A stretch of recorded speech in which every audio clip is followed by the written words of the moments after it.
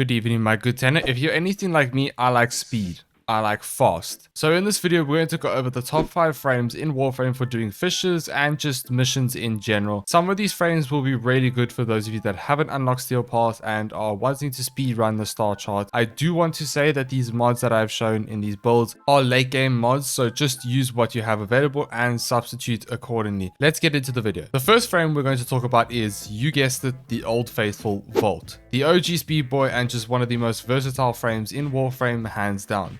You just can't go wrong with this frame.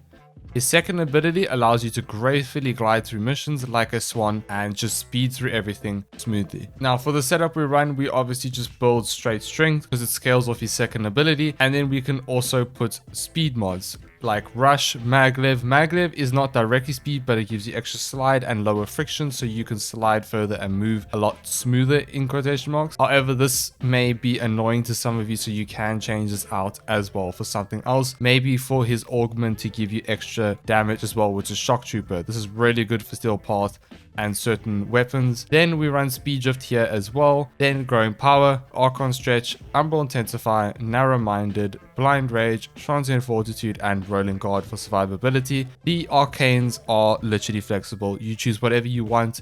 Molt Augmented if you want to get more strength and stack up more speed, but otherwise this is a perfect speed build for Steel Path and just running around in normal missions. I did put energized munitions here, which you don't need to do. I just did it because when I wanted to do Steel Path missions and maybe run some AoE and, you know, kind of just carpet bomb everything. So I put energized munitions here so I can run AoE, but you don't have to. It's your choice. And what's really nice about Volt is you can now pick up his electric shield and gives you extra damage as well, which is pretty insane. Volt's kit is just amazing. He synergizes so well. I do want to make one quick disclaimer. I am running Archon shards in here because for Eidolon, so the duration and strength will be a little bit different from yours, so just keep that in mind. And that's literally all you need to know about Volt in terms of a speed build. It's very functional and works quite well. Now before we get into the next frame, hit that like button, my good tenor. It really helps, and subscribe if you enjoy the content as well. Moving on to the second frame, which will be Gauss. Now Gauss is Volt's cousin. Not as versatile as Volt in terms of what you can do with him in the game. However, Gauss is just so much fun. And he is an amazing weapons platform and an insanely fun speed frame as well. His first ability, turning him into the Flash quite literally, and having complete knockback immunity and damage reduction from his second ability. His fourth ability scales off of duration, so that's why with this build that I'm about to show you, we have built for flat duration. Now you can obviously change out some of the mods for sprint speed here, however I don't think it's worth it because Gauss is fast enough as is in normal missions and normal tile sets, so I don't think you need to add more speed. However, his first ability is just perfect. For the build, we go Corrosive Projection, was just as flexible. I didn't feel like putting an Aura Former, Rush for extra sprint speed, Prime Continuity, Nero's Hatred, Constitution, Rolling Guard, Narrow Minded, Augur Message, Streamline, and Prime Flow. Now the reason why we built flat duration is because, like I said, his abilities scale off of duration very well, especially his fourth. His fourth scales off duration, which is insane. As you can see, when it's fully charged, 241% fire rate, 128% attack speed, reload speed is 161, and casting is 161. It's insane, as well as the insane duration. And the reason why we run such high duration, energized munitions here so that we can do AoE damage and just use an AoE weapon and not have to worry about the ammo nerf and bringing it back basically. This is hands down my favorite Gauss build for him. It's just amazing. You don't need energized munitions, however Thermal Sunder works quite well too, but yeah, your choice. You can use Thermal Sunder as a nuke build too. That's also really good. However, Gauss is a little bit of a pain to farm for some people who are not such high MR. He is absolutely worth it to get. Moving on to the third frame, which will be Grendel.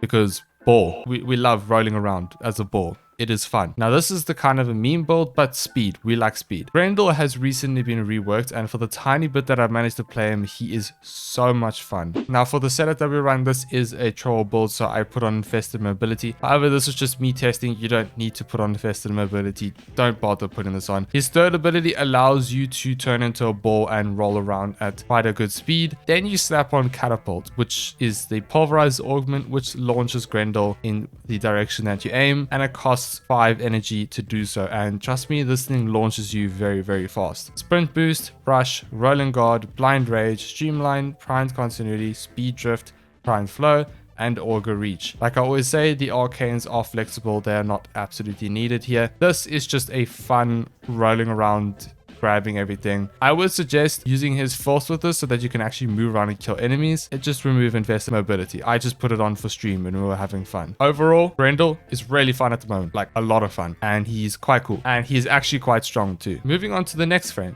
which is going to be a new one, which is Voruna. Now Voruna, I made a mistake once by saying that parkour velocity is bad. I was wrong. Now Voruna's first passive is more parkour velocity, which allows you to zoom around the map, and if you slap on some extra Archon shards, which I have done here, as you can see, I have put on amber Archon shards here, which gives you extra parkour velocity. Now this just makes you move insanely fast through the map.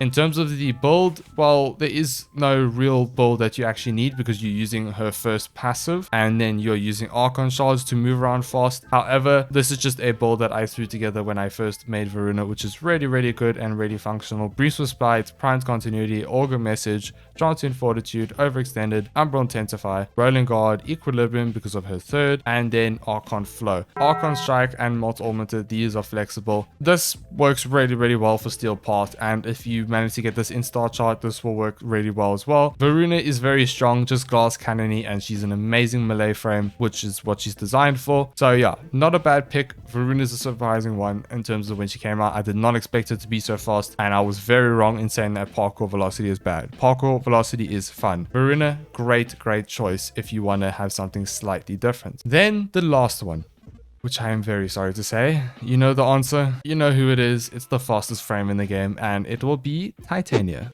All you need for Titania is her augment, Razorwing Blitz, and boom, you're literally insanely fast. And there's no point in putting extra speed mods. She's just too fast as is.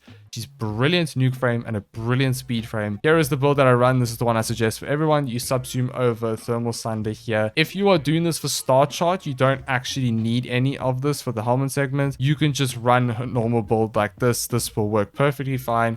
And then you run, obviously, the Dex Pixios. Before Former, you just build the nice pistol build and you will actually speed run the star chart. This is a frame that I would highly suggest anyone that's new to the game to getting, because she's actually quite cheap at the moment.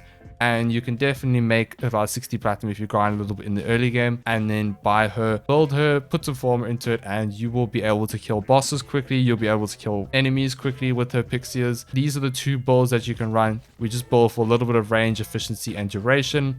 I'm not going to read all the mods here. You can just, see for yourself. They're very similar. Archon Vitality for the Thermal Sunder. This is the nuke build version as well. And then the Arcanes are, of course, flexible. You don't need to run all of this. Now, for those of you who have never played Titania, why she's so amazing is because of Razorwing Blitz. Flight speed increases by 25% and fire rate by 25% for 8 seconds when using ability stacks up to 4 times. So you get over 100 times more speed when in Razorwing form, and trust me, you fly very quickly. It's almost uncontrollable if you don't know how to play her, but you will learn. It'll take practice. Amazing frame. And that is it. That's the video. A very quick video on the top 5 speed frames in Warframe. These are great frames for speeding through the star chart or just general missions. I hope you guys enjoy speeding around with my good tenor, and I will see you all in the next one. Don't forget to like and subscribe. Thank you. Have a great day.